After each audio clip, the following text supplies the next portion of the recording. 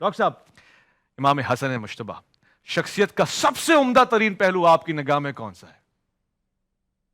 سراپا پہلو ہی عمدہ ترین ہے، بالکل اس میں کوئی شک والی بات نہیں ہے۔ یہ وہ خوش نصیب ہستیاں ہیں دونوں، حضرت حسن بھی حضرت حسین بھی، وہ خوش نصیب ہستیاں ہیں کہ جب سیدہ فاطمۃ الزہرا رضی اللہ تعالی عنہا کی گود میں یہ آنکھ کھولتے ہیں تو سب سے پہلے ان کے کانوں میں رس گھولتی جو آواز سنائی دی وہ اللہ اکبر کی اذان تھی، اور رسول اکرم صلی اللہ علیہ وسلم کی زبان مبارک سے تھی۔ تو آپ نے آپ کے کانوں مبارک میں اذان دی۔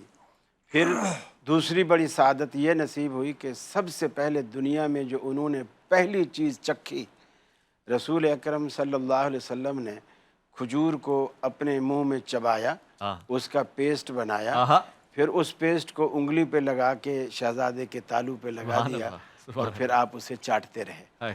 یعنی دنیا میں آنے کے بعد سب سے پہلی چیز رسول اکرم کے لعاب دہن کے ساتھ لگ کر آپ کے، ظاہر بات ہے وہ پھر جسم پر وہ اوصاف حمیدہ کے وہ اثرات بھی یقیناً آئیں گے۔ گھٹی کا مقصد بھی یہی ہوتا ہے کہ عموماً بڑے لوگوں سے، بزرگوں سے، نیک لوگوں سے یہ تہنیک کرائی جاتی ہے تاکہ اس شخصیت کے اثرات اس کے اندر سرایت کر جائیں۔ پھر جتنے بھی اصحاب رسول ہیں سب کو اللہ کے رسول صلی اللہ علیہ وسلم نے، حتیٰ کہ عشرہ مبشرہ کو بھی اور اس کے علاوہ بھی جن کو بھی آپ نے جنت کی بشارت دی ہے ان کی جوانی کے بعد دی ہے، لیکن یہ واحد ہستیاں ہیں دو، اللہ کے رسول صلی اللہ علیہ وسلم نے صرف بشارت دی بلکہ جنتی نوجوانوں کا سردار قرار دیا، اور وہ بھی بچپن میں۔ پھر نبی کریم صلی اللہ علیہ وسلم اکثر نماز میں مسجد میں بھی آپ لے آتے، بلکہ ایک دفعہ ایسا بھی ہوا کہ آپ ممبر پر کھڑے تھے، خطبہ ارشاد فرما رہے تھے، اور یہ دونوں شہزادے آئے اور دونوں نے لال مہرون کلر کی، جیسے کہہ لیجئے مہرون کلر کی قمیضیں پہنی ہوئی تھی، اور یہ چونکہ مجمع صف بنا کے بیٹھا تھا تو بچے تھے اور صفوں میں سے گزرنا، کبھی کوئی اٹکتا آپ گر پڑتے، رسول اللہ صلی اللہ علیہ وسلم سے دیکھا نہ گیا۔ آپ نے اپنا خطبہ روک دیا اور خطبہ روک کر ممبر سے نیچے اتر گئے، اللہ اکبر، اور آپ نے پکڑ کے آپ نے ممبر پہ بٹھایا، اور پھر آپ خطبہ دیتے رہے، اور کبھی آپ نیچے بچوں کو دیکھتے، پھر لوگوں کو دیکھتے، کبھی بچوں کو دیکھتے، کبھی لوگوں کو دیکھتے، اور صحابہ کرام نے یہ منظر بھی دیکھا۔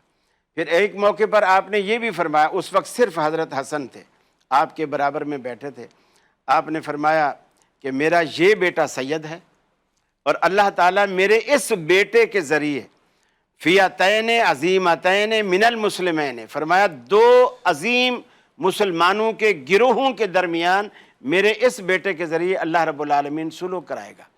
اور وہ وقت بھی صحابہ کرام نے دیکھا، اور اللہ نے دکھایا کہ میرے رسول کی پیشین گوئی کیسے سچی ہوتی ہے کہ اس وقت آپ نے سب کچھ قربان کر دیا۔ دنیا کو عہدہ چاہیے ہوتا ہے، کرسی چاہیے ہوتی ہے، لیکن دنیا کے امن کے لیے، مسلمانوں کے امن کے لیے، مسلمانوں کے اتحاد کے لیے اپنی اس کرسی کو، اس عہدے کو، اس منصب کو سب کچھ قربان کر دیا کہ اگر اس کی قربانی سے مسلمان ایک ہوتے ہیں، قتل و غارت سے مسلمان بچتے ہیں، خون ریزی سے بچتے ہیں، تو میرے لیے اس سے بڑی سعادت اور کیا ہو سکتی ہے؟ کیا بات ہے۔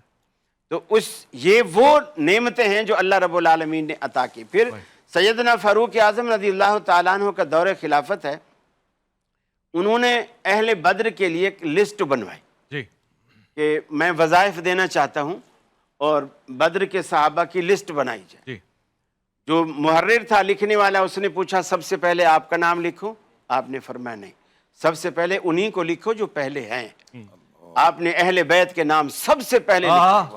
اللہ پھر اکبر، سیدنا حسن، سیدنا حسین بدر میں پیدا بھی نہیں ہوئے تھے، آپ نے ان کے نام لکھوائے، اللہ اکبر، اور ان کے حصے وہی رکھے جو اہل بدر کے حصے تھے۔ اللہ اکبر۔ اور حضرت عمر کے بیٹے عبداللہ بن عمر رضی اللہ تعالیٰ عنہ نے کہا ابو یہ بھی تو بدر میں نہیں تھے، میں بھی نہیں تھا، مجھے وہ حصہ نہیں ملتا جو ان کو ملتا ہے، تو میں یہ تو نہیں کہتا کہ ان کا حصہ کم کر دیں، ایسا تو ہو سکتا ہے نا کہ آپ میرا حصہ بڑھا دیں، ان بچوں کے برابر کر دیں۔